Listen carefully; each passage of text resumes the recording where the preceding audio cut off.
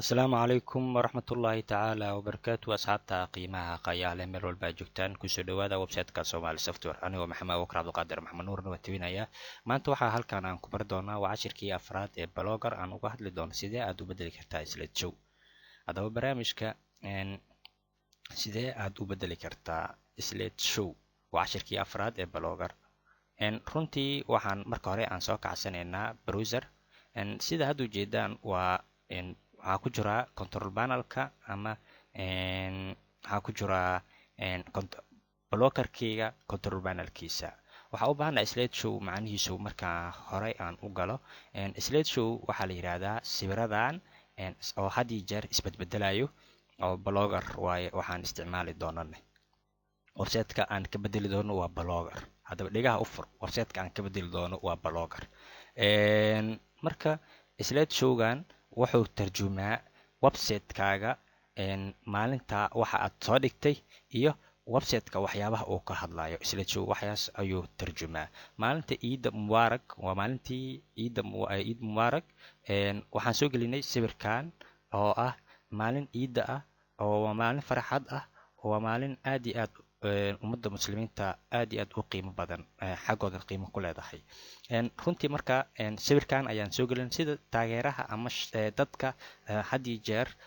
ku xiran website-ka Somali Software in ay maalintaas ciidan sii arkaan oo sii sheelgareeyaan waxyaabaha ciida looga hadlayo marka anu maanta muhiimadeedu inaan ku dheeraado cashirka ma doonayo waxaan rabaa slideshow sidee aad u bedeli kartaa marka waxaan rabnaa ciid mubaarakan iyo waxaan bedeli doonaa kan slideka waxaa waay slideka labaad iyo slideka shanaad ayaan inaa bedelo rabaa sidee aadaba u bedeli karaa waxaa soo kacsanaysaa control panelkii oo sida hore aan u garanaynay waa kana control panelka ee bloggerka waxaad ka dooranaysaa template markaad ka dooratid waxaa kasii dooranaysaa edit template markaad dooratid waxaad u baahan tahay inaad raadsato sawiro qurux badan meesha inaad soo gelisid u baahanta marka waxaad dhehaysaa google ayaa galaysaa sawiradana mid aad kasoo degsan kartaa ayay sawiradan oo ujeedaan midkaa rabtid ayaa soo degsan kartaa waa save garaynaysaa kadib xagga ayaan geeyi doonaa marka waxaa rabnaa 2 sawir ayaa noo diyaarsan labadan sawir inaan soo geliyo isku dayi doonaa biidnillaahi tacaala insha allah waan save garaysanayaa sawirkan right click save image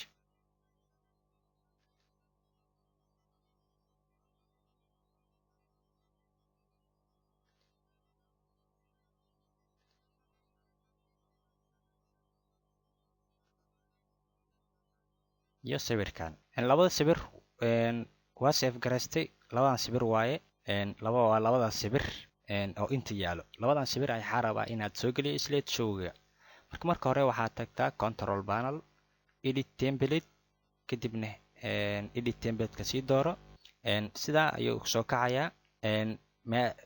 meeshaan click ku sii kadib waxaad control F qabo waxaad ku soo baxayo sirjinkan yar meeshaan halkan yar ayaa ku soo baxayo oo falaarta aan ku hayo sirjinkaas ayaa ku qoraysaa slide 2 ayaa ku qoraysaa ilaa waxaan bedelayaa slideka labaad iyo slideka shanaad inaan bedel rabaa slide 2 enter ayaa dhehaysaa automatical waa ujeedaan slide 2 ayuu soo baxay koodkiisana waa kana haddaba sawirkii meeshaan waa la soo geli karaa waa maya sidee aad u samaynaysaa marka waxaad u baahan tahay waa inaad sawirka aad soo gashataa new post aad dhehdaa waa tahay waa soo kacday waraaqadii new post waa dhehne marka waxaad soo gelinaysaa meesha ayaa tagaysaa insert image meesha ku qoran tahay sawirkii ayaa soo gelinaysaa kaligaa siinaysaa kadib aad soo dooranaysaa sawirka dan markaad soo dooratid waa kana sawirku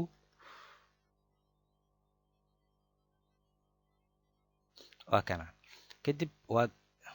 aad select hadhaysaa sawirka waa kana marka sawirkan in aad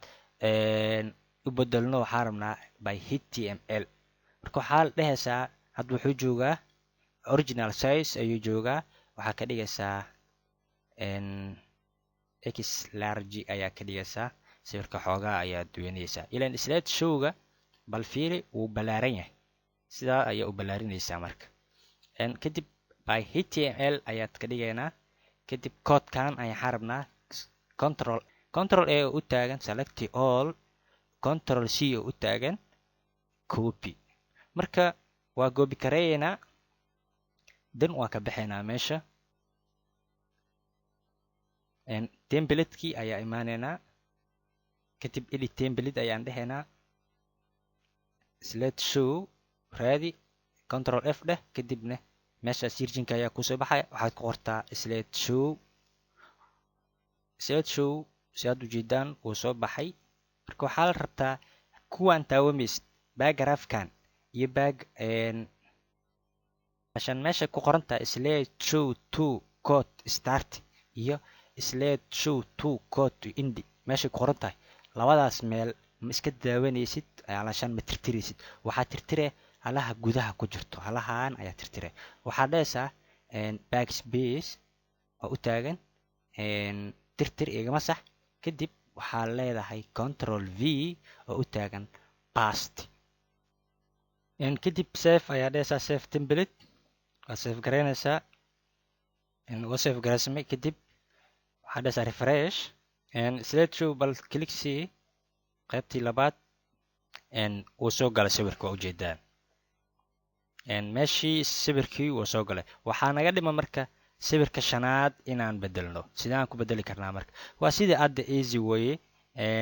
slide show 2 aad joognaa 3 intuu ku bilaabanaa 3 kadib 4 5 waa kana kii kale kii shanaad waa kana 5 kan ayaan cunaynaa isigana waa la dirayaa waxaad tagaysaa sida hore new post aad dhehaysaa then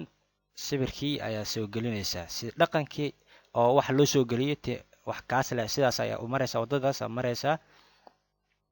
sawir ayaa soo gelinaynaa sawirkan like oo soo gelinay kii kale ayaan soo gashanaynaa kii kale waa kana x large ayaa ka dhigaysaa mar walba x large ayaa ka dhigaysaa haddaa original size ku daysid original size sidaas waa marka cabirkaana waa cabir weyn marka waa inaad cabirada isku fiirisaa x large ka dhig kadib by html u dooro koodkaas control a dheh control x u taagan cut ama copy labada dhinac waa dhigi kartaa kadib ka soo bax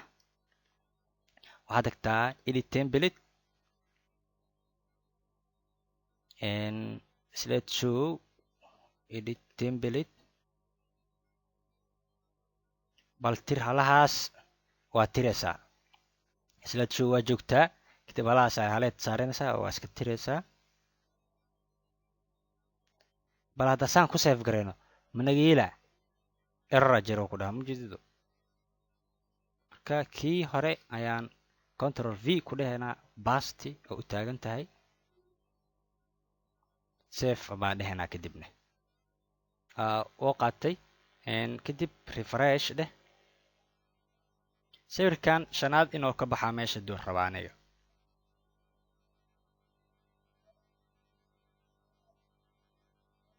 slide shanaad click c automatical wuu ka baxay mujeedido